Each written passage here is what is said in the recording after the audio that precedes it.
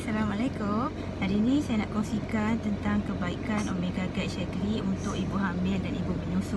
Okey, semasa kita hamil, doktor sangat galakkan ibu-ibu untuk amalkan makan makanan yang kaya dengan asid lemak Omega 3. Okey, Omega 3 yang terbaik di alam semula jadi ialah minyak ikan.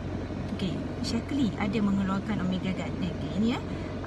Dia adalah suplemen terbaik minyak ikan yang berkualiti tinggi, yang bergrade pharmaceutical, dan ia adalah sumber omega yang terbaik.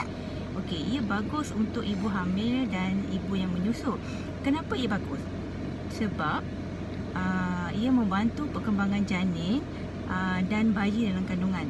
Okey, bagi ibu yang menyusu pula, kandungan DHA dalam omega tersebut membantu menyingkirkan lemak-lemak yang berlebihan agar ibu tetap kekal langsing dalam proses penyusuan.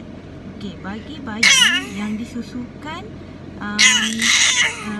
oleh ibunya yang makan Omega Guide akan membantu memperolehi tahap IQ, kebolehan berfikir yang lebih baik, kualiti tidur yang lebih baik, tahap immunity yang lebih baik, kurangnya risiko alergi, dan ada juga untuk elakkan ataupun anti radang